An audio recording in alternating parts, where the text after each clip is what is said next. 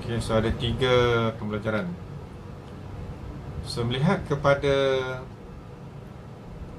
tokoh-tokoh yang ada dalam sosiologi industri ni, so dia kebanyakan tokoh ni tokoh barat lah, selain daripada Ibn Khaldun ya. So di sini ada 4 tokoh yang saya masukkan. Yang pertama adalah Ibn Khaldun, yang kedua adalah Max Weber, yang ketiga Immanuel Durkheim, dan keempat adalah Auguste Comte ya, Auguste Comte. So kalau tengok Ibn Khaldun ya, dia adalah seorang tokoh sosiologi dalam Islam yang terkenal dengan bukunya adalah Muqaddimah. Saya ada buku Muqaddimah ni, agak tebal buku dia. Dah lama dah saya beli dan dah baca-baca tak habis-habis ya. Sebab baca sikit-sikit tak pernah habis. Tapi buku yang menarik tentang bagaimana Ibn Khaldun ini memberikan fokus kepada sejarah perkembangan sosiologi, termasuklah perkembangan tamadun dalam masyarakat Islam. So dia perkenalkan istilah yang mungkin you pernah dengar kot dulu iaitu hadari. Istilah yang diulang-ulang lah dalam buku dia. So masyarakat yang bertamadun ni masyarakat yang banyak terlibat dalam proses perbandaran, masyarakat yang berkembang lah. Okay, daripada Muqaddimah ni dia sangat menarik bagi mereka yang berminat untuk mengetahui perkembangan masyarakat, bagaimana masyarakat itu berkembang dan ada kaitannya dengan kebudayaan masyarakat itu semua lah. So dia menjadi rujukan yang agak dominan juga dalam khusus-khusus yang berkaitan dengan masyarakat. Kemudian kita pergi kepada yang kedua, iaitu Max Weber. So Max Weber ni adalah tokoh yang memperkenalkan pendekatan pemahaman Western yang menjadi sebahagian daripada rujukan penting dalam sosiologi ya.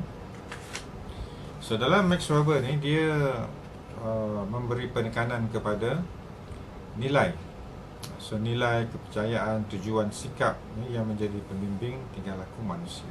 So bila kita cakap tentang nilai, tentang kepercayaan ni, dia banyak menyentuh tentang pemikiran.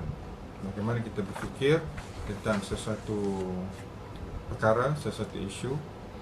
Dan beliau ni merupakan tokoh sosiologi dari Jerman, yang juga dianggap sebagai bapa sosiologi zaman moden lah. So dia melihat masyarakat ni sebagai masyarakat yang berbagai-bagai ataupun beragam, berjenis-jenis, berbagai jenis ya. Dan salah satu topik yang penting dalam perbahasan Max Weber ni adalah peranan agama sebagai faktor yang menyebabkan kemunculan ideologi kapitalis di barat ya.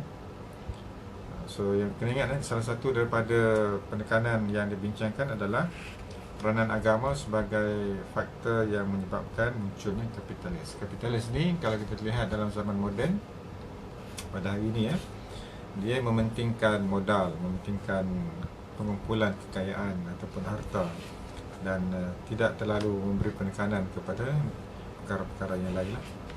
So dalam kapitalis kita lihat mereka yang kaya ni memang kaya lah. Mana yang miskin tu, kalau dia tidak berusaha, dia akan terus berada dalam kemiskinan dan mungkin juga boleh menjadi papa kedana, memang betul-betul miskin lah. So salah satu daripada buku yang terkenal yang ditulis oleh Max Weber ni adalah Protestant Ethics and the Spirit of Capitalism. Dia melihat kepada ethics dalam Protestan. Protestan adalah salah satu daripada aliran agama Kristian, dan juga semangat bagaimana kapitalisme ni boleh muncul di sebalik agama tadi. So apa yang Weber katakan adalah etika dalam masyarakat yang beramalkan aliran Protestan ini, yang mengatakan bahawa seorang telah ditakdirkan untuk masuk ke syurga ataupun neraka tetapi orang bersangkutan tentu tidak mengetahui. Maksudnya dia menjadikan elemen agama ini sebagai satu asas ataupun platform untuk melahirkan kapitalisme. Itu hujahnya dari segi nilai kepercayaan ni lah, asaskan kepada agama. Okey, macam mana etika Protestan ni boleh muncul dalam masyarakat di Barat? Ya? So dia muncul apabila melihat beberapa kejayaan, bagaimana ideologi kapitalisme ni berkembang. So bila orang melihat kejayaan, melihat hasil, melihat keuntungan, perubahan, so lama kelamaan masyarakat sekitar pun akan tertarik dengan ideologi kapitalisme. Itu adalah Max Weber. Seterusnya adalah Emile Durkheim. So Emile Durkheim ni memperkenalkan fungsi ataupun pendekatan fungsionalis.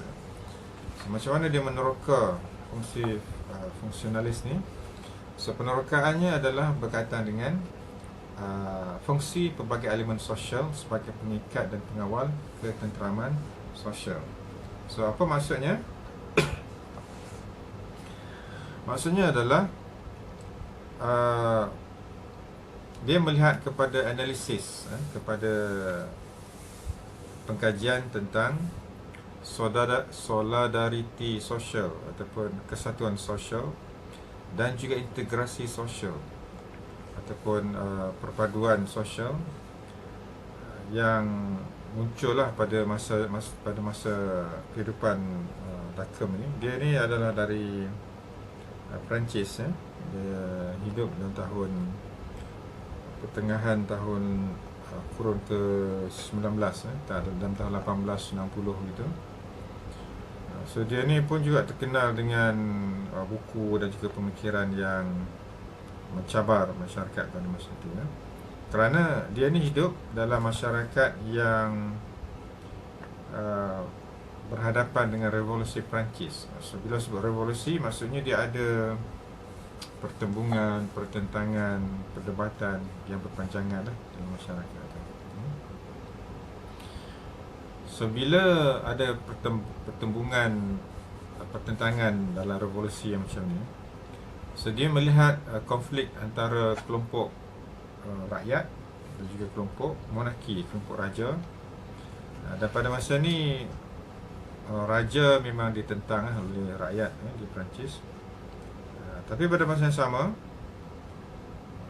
perubahan-perubahan dalam kehidupan masyarakat tu berlaku. Maksudnya ada perkembangan industri, ada kemajuan dalam teknologi. Kemudian dia akan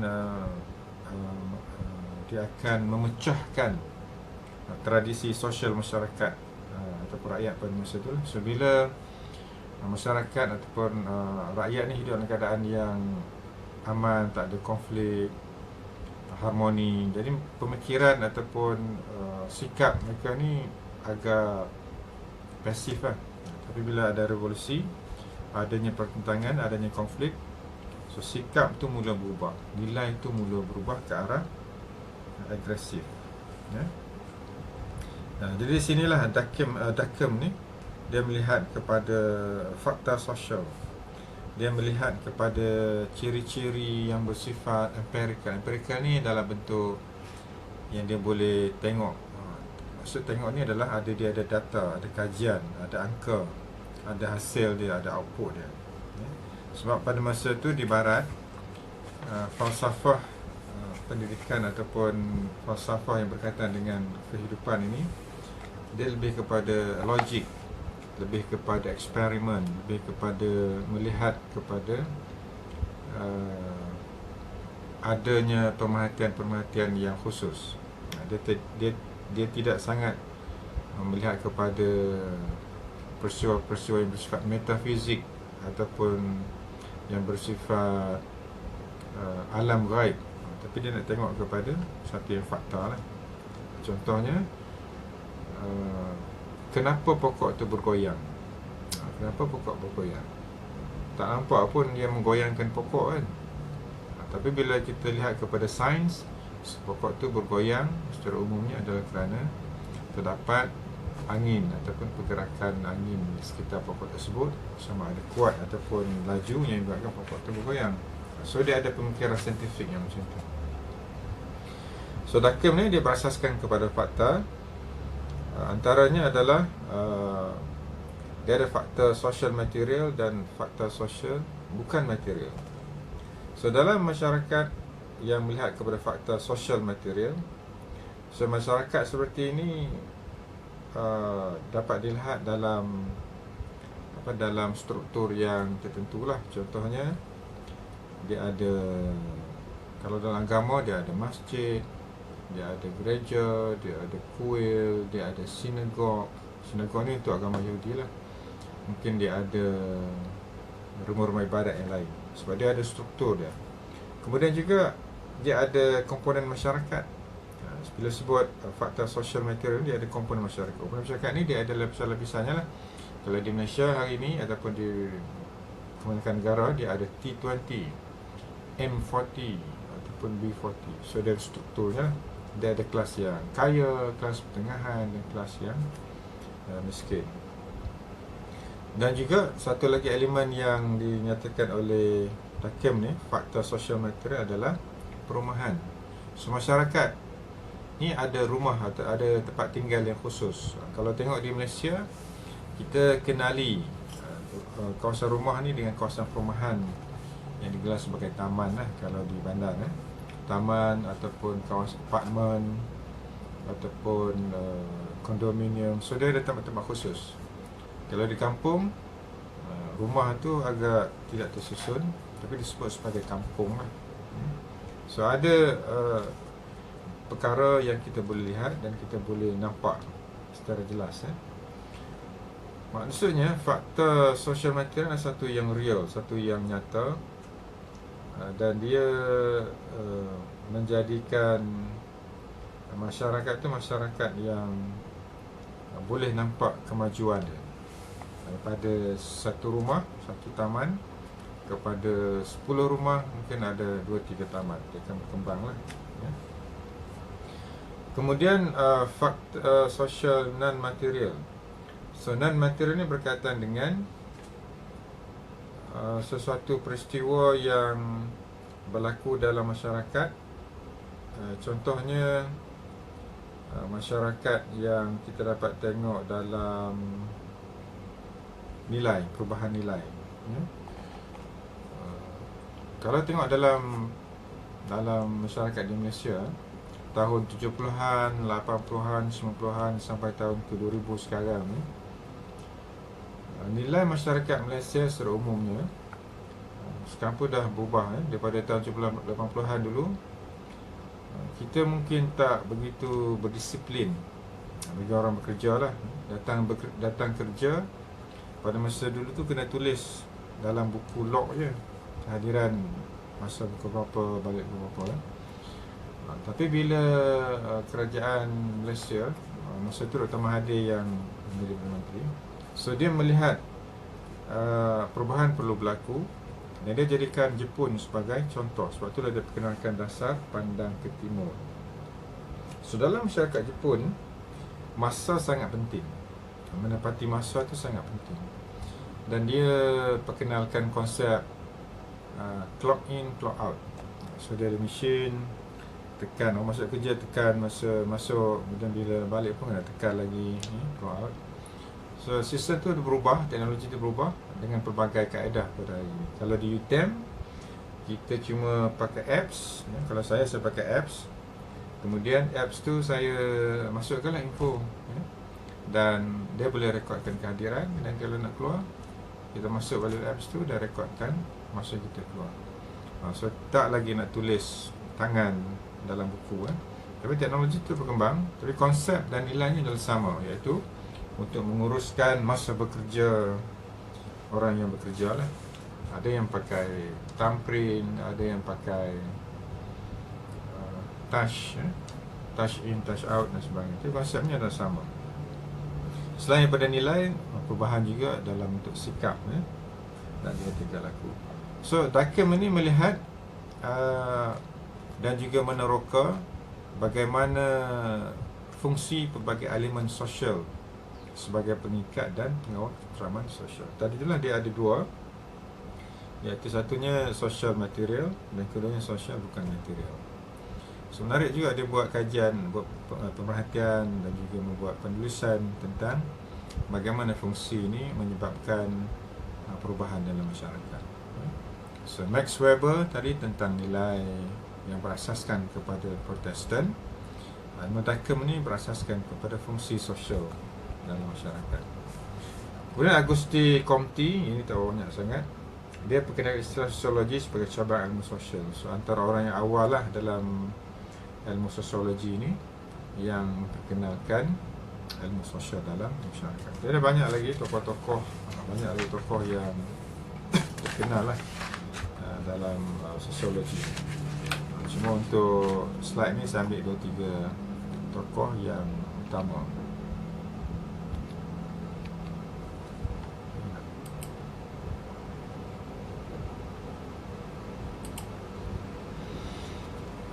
Tokoh-tokoh yang lain yang terkenal adalah Herbert Spencer. So, Herbert Spencer ni menerbitkan buku Sosiologi nama dia, dan memperkenalkan pendekatan analogi organik.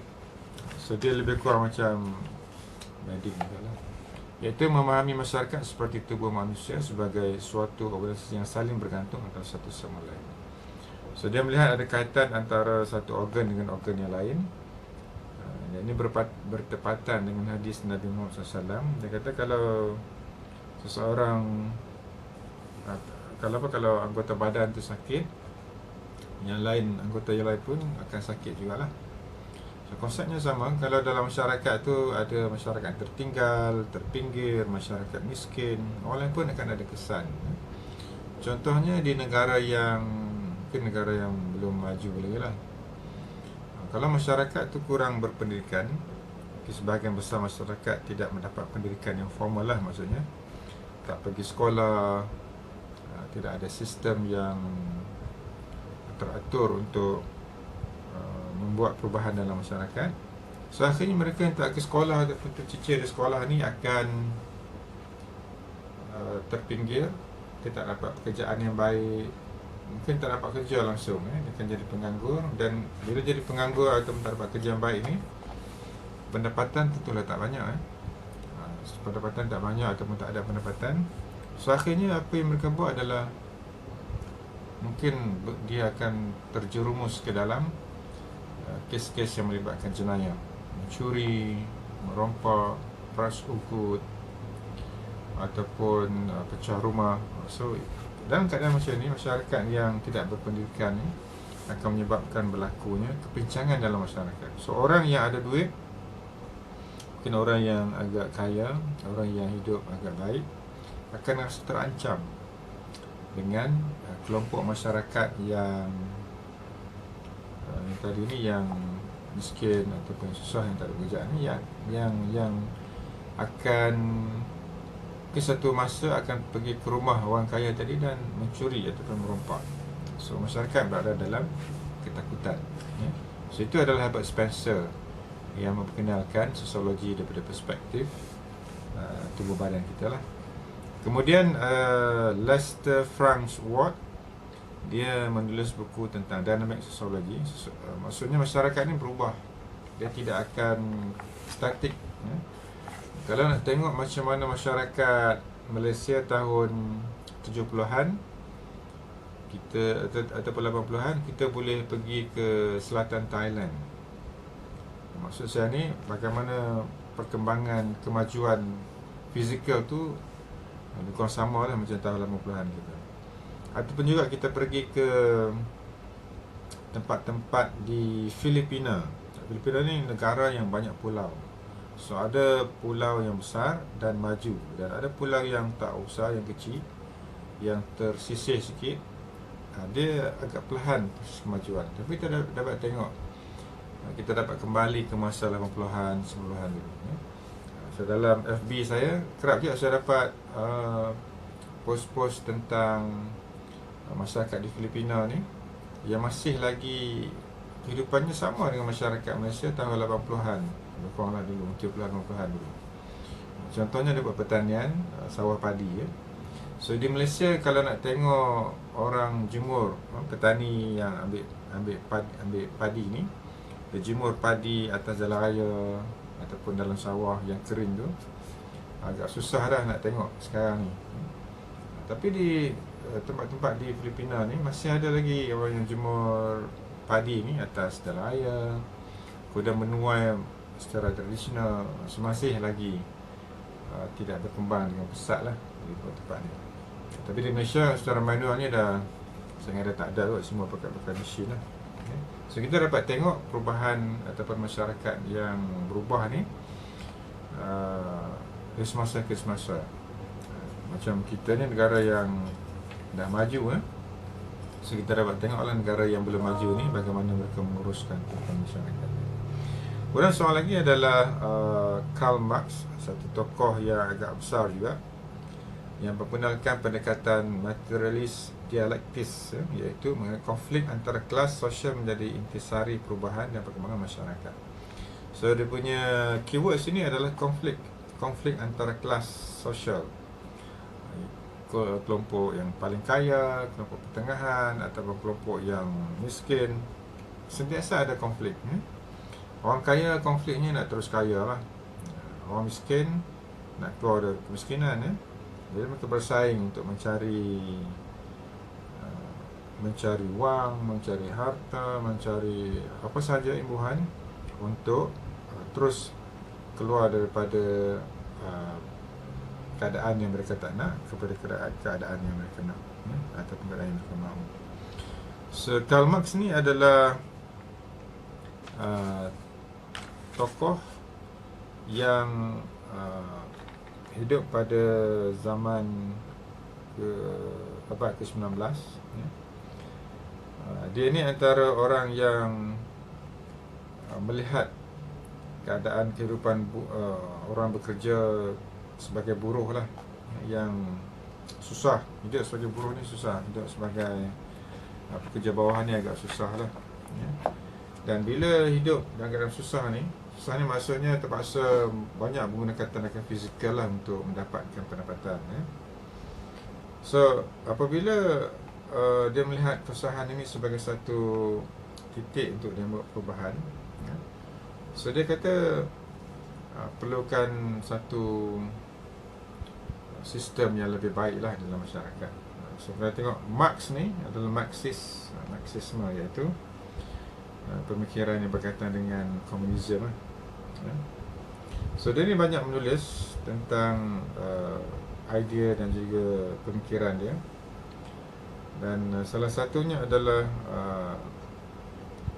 Pax Manuscript ataupun German Ideology ataupun Actin Brumaire of Louis Bonaparte ataupun The Civil War in France.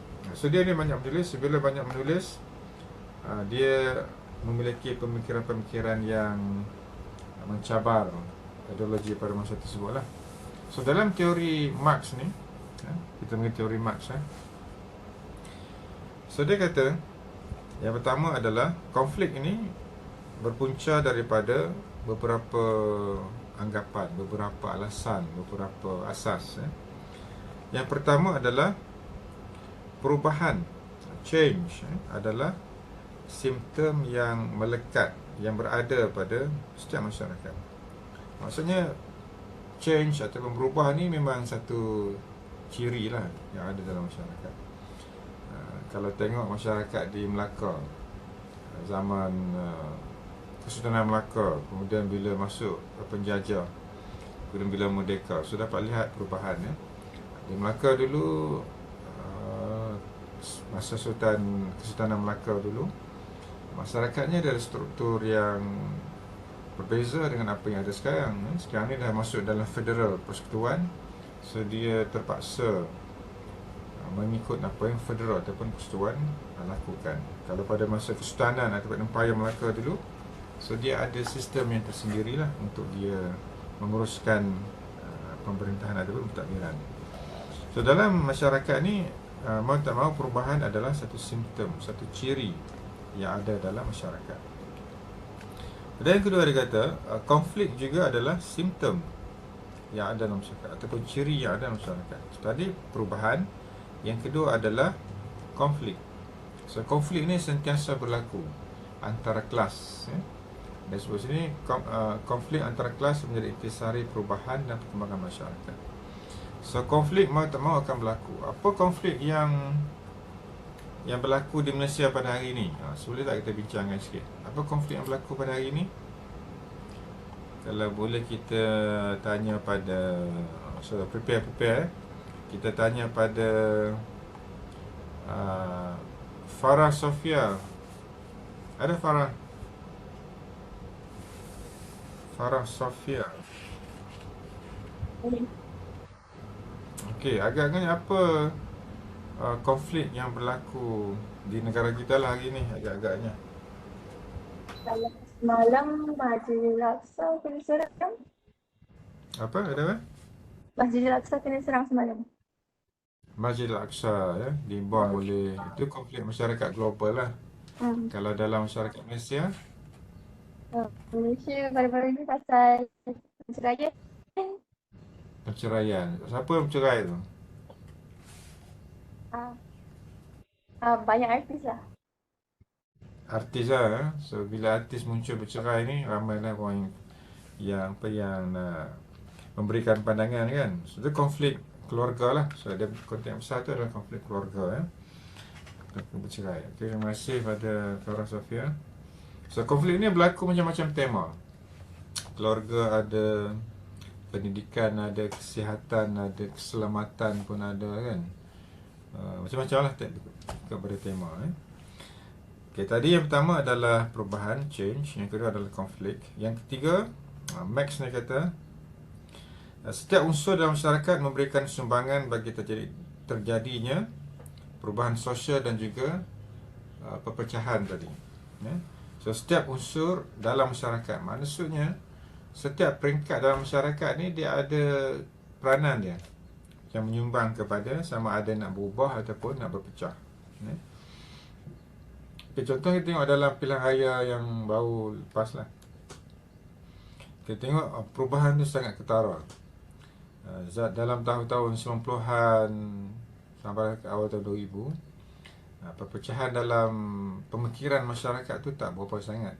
Tapi kalau tengok dalam 10 tahun yang terakhir ni, pemikiran masyarakat tu dah berubah.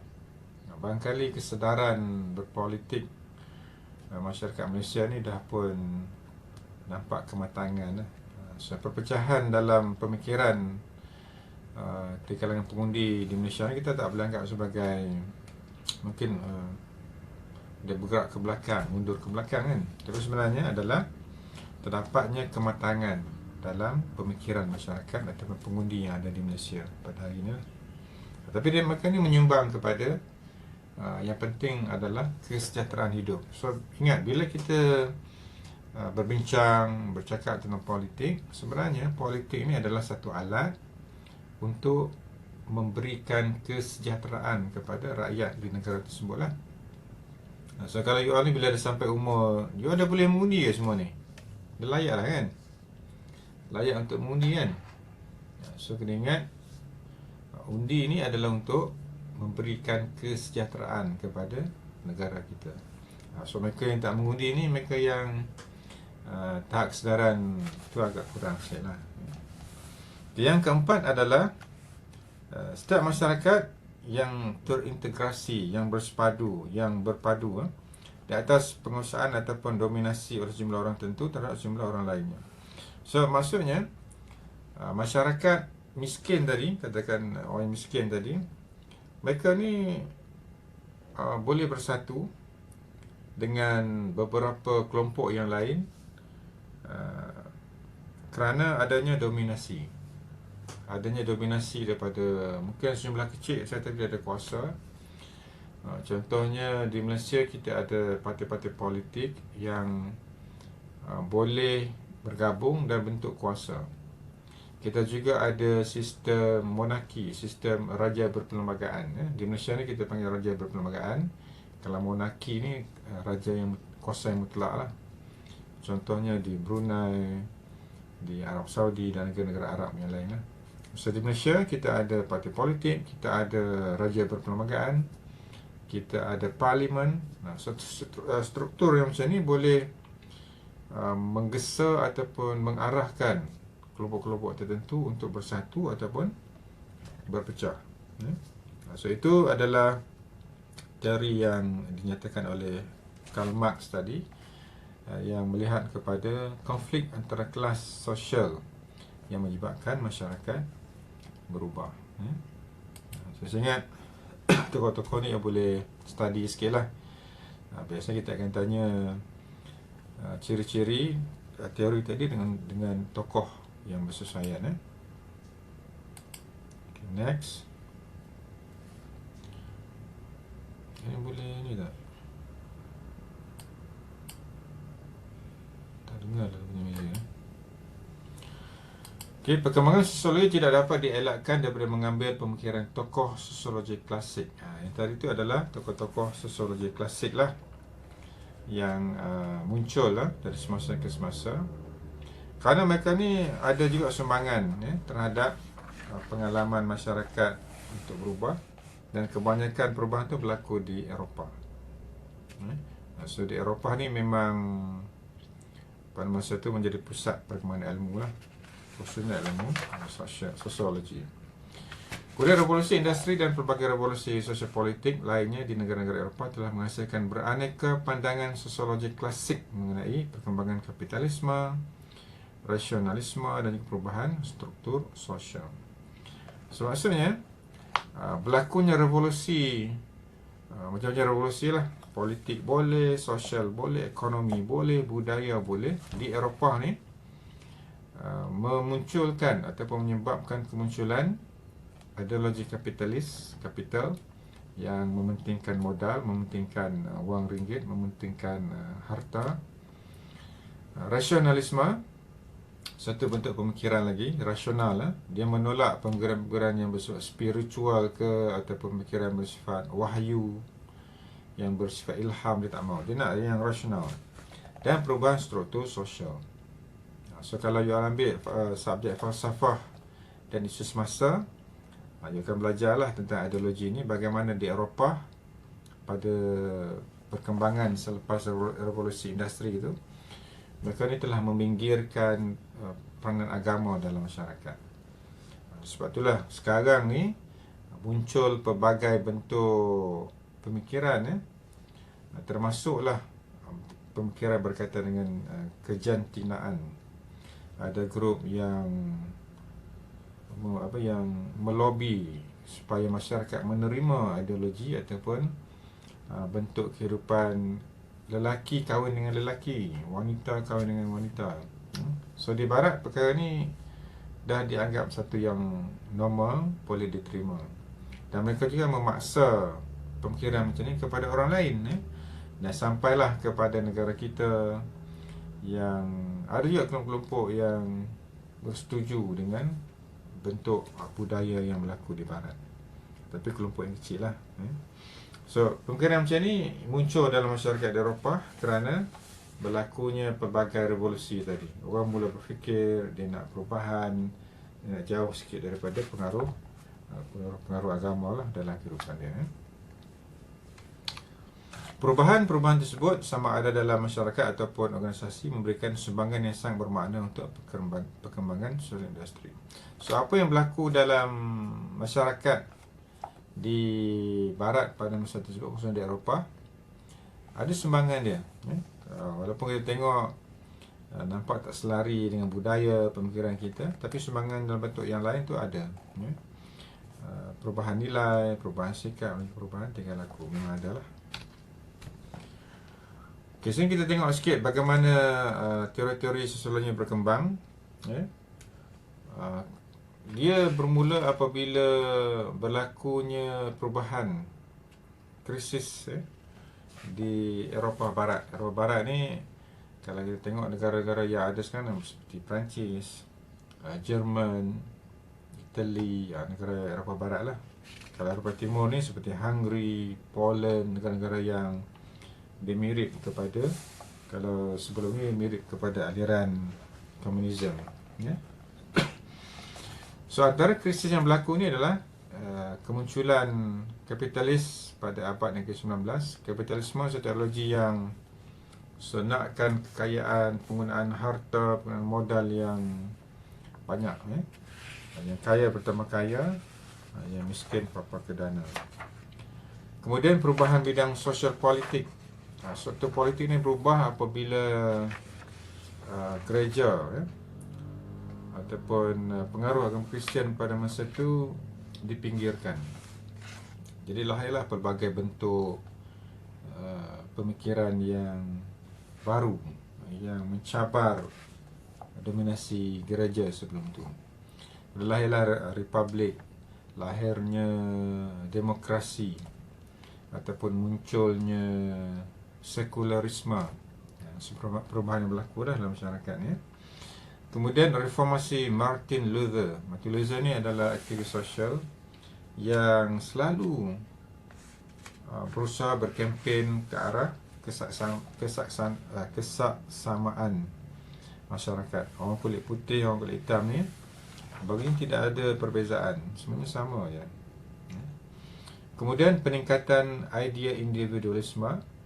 So yang ini lebih kepada individual right, human right. Sekarang ni kalau kita pergi, kalau sesiapa lah yang mungkin lepas dia belajar degree ni, dia nak sambung ke masters dan dipilih untuk belajar di Eropah ataupun di Amerika, human right ni memang sangat dominan dalam masyarakat. Individual right ni lebih tinggi daripada group right. So dia kata apa yang dia buat ni adalah hak dia lah, hak dia untuk buat apa yang dia suka.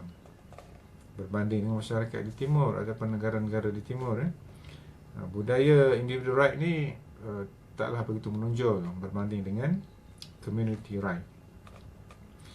Dia tengok kepada budaya dan tradisi masyarakat lah. Ada satu kisah pengalaman peserta kursus saya. Dia ni adalah wanita dan dia ikut suaminya sambung belajar di United Kingdom. So bila sampai ke UK, dia pelawar lah untuk tinggal di sebuah rumah sebuah rumah Mak Saleh ni, orang putih ni di UK. Saya ingat selama 3 hari sementara nak tunggu suami dia menguruskan pendaftaran di universiti kan. So dia duduk situ.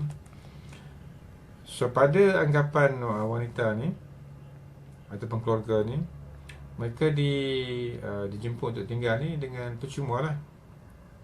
Bila bagi rumah, bagi tempat tinggal sementara ni, dia anggap sebagai tetamu Tapi sebaik sahaja mereka nak keluar daripada rumah ni, orang yang bagi tempat untuk tinggal ni, so dia demand ataupun dia minta lah bayaran. So dia pun terkejut, wanita pun terkejut. Kenapa dia minta bayaran lah? Tadi dia jemput kita untuk tinggal sementara nak uruskan pendaftaran suami dia kan. Dia pun terkejut dan dia bagi tahu lah, dia tak sangka yang kamu ni nak minta bayaran kan. Dia rasa kamu ni cuma jemput kita sebagai tetamu Kemudian owner dia pun terkejut sebab dia pun tak tahu budaya orang Asia yang ada budaya menjemput tetamu ni. Jadi dia pun minta maaf sebab dia belajar sesuatu yang baru lah. So maksudnya minta maaf dan dia mula memahami perbezaan budaya dalam masyarakat yang pelbagai ni. Kalau di Malaysia ni biasalah kalau kita nak jemput kawan-kawan, kita ada tempat tinggal 1-2 bilik, kita boleh tumpangkan Tapi di sana berbeza. So di sebelah barat sana, selain daripada budaya yang berbeza, kejutan budaya pada yang lain juga menyebabkan satu bentuk protes Islamofobia di Perancis, di Germany agak tinggi sebabnya dah berlaku asakan-asakan pemikiran yang berbeza lah.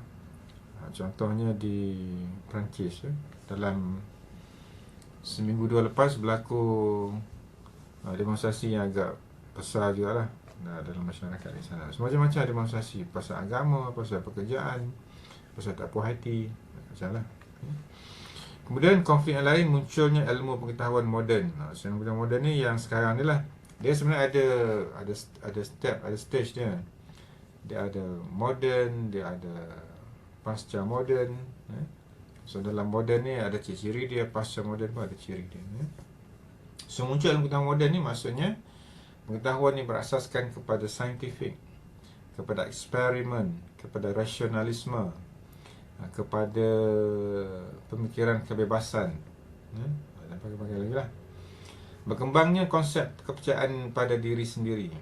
Seorang tu dah yakin lah kemampuan dia untuk dia bergerak, bertindak dan buat apa dia nak. So konsep kepercayaan diri ni berasaskan kepada ilmu pengetahuan tadi lah. Pergi sekolah, masuk universiti, suasana kerja yang berstruktur, dan akhirnya menjadikan orang tu lebih yakin pada diri sendiri. Kemudian revolusi industri dan juga revolusi Perancis. So ini antara perubahan dan krisis yang menyebabkan sosiologi ni lahir ataupun muncul lah di sebelah Eropah. Salah satu tokoh yang lain, George Rizal, dalam buku dia Teori Sosiologi, dia kata rangkaian panjang revolusi politik dalam revolusi Perancis hingga abad 19 adalah faktor yang menyebabkan kebangkitan teori-teori sosiologi. So, bila sebut teori sosiologi ni, teori daripada tokoh tadilah, Webex, Karl Marx, Durkheim, antara tokoh yang agak terkenal. So, dalam teori asas sosiologi ni, dia ada 3 segmen tu. Yang pertama sebelah hijau tu teori dalam non-sociologist, yang kuning teori dalam sosial industri, yang warna kelabu teori dalam hubungan industri. So dia ada 3 kategori teori ni. Kalau tengok dalam teori dalam non-sociologist, dia bersifat saintifik dan birokratik. Sebelum sebut saintifik, dia ada eksperimen, dia ada kajian, dia ada pemerhatian, dan dia ada objektif yang boleh diukur lah. Birokratik, dia ada struktur dia. Dia ada orang yang berkuasa, kemudian di bawahnya dia ada timbalan dia, kurang sikit kuasa, dan orang paling bawah memang tak ada kuasa. So birokratiknya, orang yang bawah tak boleh nak langkau ke atas, dia kena ikut step by step. Kalau orang atas, so dia boleh beri arahan, dan arahan tu mesti diikut. Itu dalam birokratik. Kemudian teori dalam sosial industri. So dalam bahagian ini dia ada 3 tokoh yang utama tadi, Emile Durkheim, Karl Marx dan juga Max Weber. So kita dah tengok sikit-sikit tadi tokoh-tokoh dan juga teori yang diperkenalkan. So masing-masing ada pendapat dan juga pandangan sendiri. Kemudian yang terakhir adalah teori dalam hubungan industri. So teori dalam hubungan industri ni taklah begitu dalam, sebab fokusnya adalah teori dalam sosial industri ni oleh Durkheim, Karl Marx dan juga Max Weber. Kenyataan empirical pekerjaan dan hubungan kerja. So ketiga-tiga ni dia mau tak mau dia akan berakhir kepada pekerjaan. Sebab pada masa ni kapitalisme tu sedang berkembang. Masing-masing orang nak cari pendapatan, nak ubah hidup, dan bila berlakunya pekerjaan yang macam ni, orang cuba nak mengkaji sebenarnya apa kaitan antara pekerjaan dan kehidupannya. Itulah muncul teori yang pelbagai tadi. So ada 3 perkara sini. Yang merah tu adalah pengamatan oleh teori terhadap kenyataan empirical, pengaruh pemikiran terhadap kenyataan empirical. So dia ada teori, dia ada pengaruh, dan pengaruh sekelompok teori terhadap kelompok teori lain. Saya ingat yang kuning ni pergi kat sini juga ni. Saya cek balik nanti. Itu adalah teori asas dalam ada 3 teori tadi. So kita pergi detail sikit. Teori dalam non-sociologist. So dia antaranya berkaitan dengan pemikiran. Dia dikembangkan oleh ahli psikologi ataupun pengurusan yang tidak ada hubungan dengan pemikiran sosiologi. So dia lebih kepada psikologi, kepada individu itu sendiri. Dan dia kata sini tidak diambil dari asas pemikiran sosiologi, tapi lebih kepada dipengaruhi oleh jangkaan dan ramalan ahli psikologi. So apa yang berlaku pada teori non-sosiologi ini adalah dia tidak menjurus sepenuhnya kepada masyarakat. tapi dia lebih kepada individu untuk membuat satu-satu jangkaan dan juga persediaan ke arah jangkaan tersebut. Contohnya, seorang tu sakit jiwa ataupun dia gila sikit lah. So, apa jangkaan pada orang yang sakit jiwa ni? Kemungkinan dia akan memberi kesukaran kepada orang ramai, kepada ahli keluarga dia. Kerajaan terpaksa memberi rawatan yang khusus kepada orang macam ni. Kemudian juga dalam industri pekerjaan, dia tak boleh ambil pekerja yang sakit jiwa. Nanti akan berkesan kepada rakan-rakan yang lain lah. So, dia lebih fokus kepada individu dan sosiologis. Yang kedua, ada teori-teori yang daripada 3 tokoh tadi. Ni boleh tak klik ni? Kejap. Tak boleh Kalau you boleh tengok dekat ni, tokoh-tokoh sosiologi yang 3 ni. Nanti kena buat sikit latihan lah You pergi tengok klip video ni tadi, ringkaskan teori yang ditulis lisan, nyatakan kritikan anda terhadap teori Karl Marx. So, untuk slide macam ni, you pergi tengok nanti. Dalam you nanti saya masukkan copy dan paste saja. Kemudian nyatakan kritikan terhadap teori Karl Marx. So, kritik lah apa teori yang Karl Marx nyatakan tu, supaya dia dapat idea apa sebenarnya Karl Marx nak sampaikan. Okey, yang ni teori dalam hubungan industri. Yang pertama adalah pendekatan kesatuan.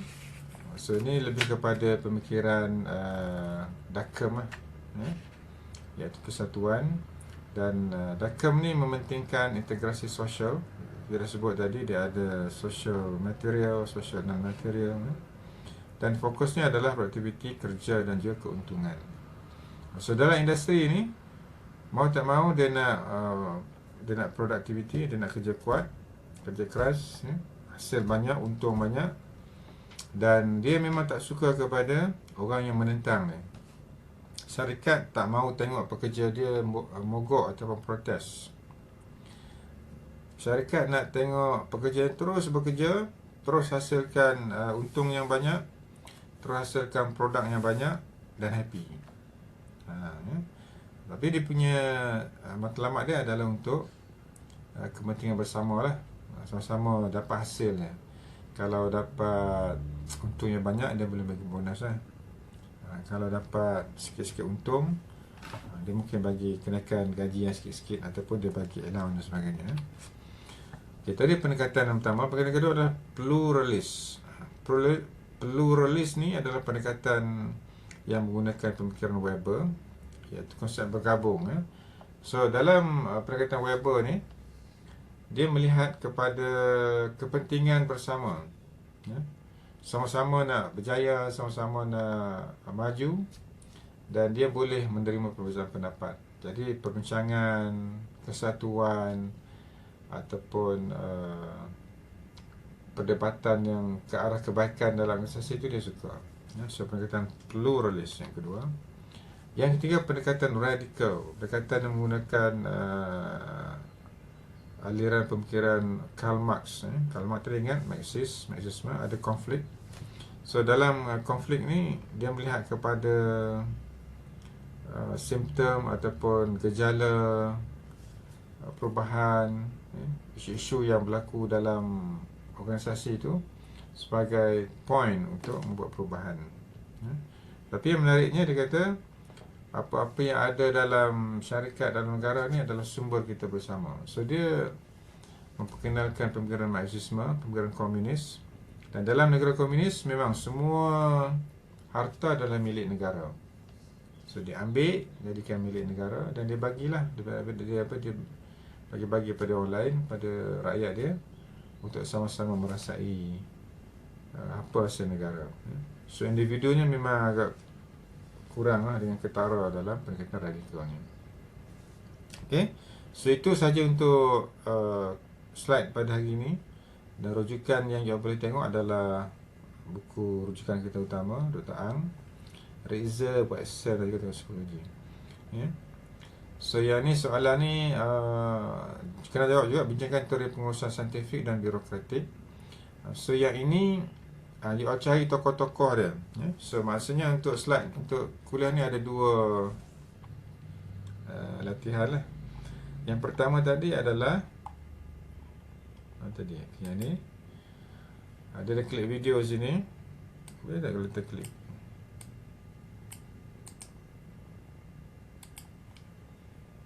Saya close sekejap.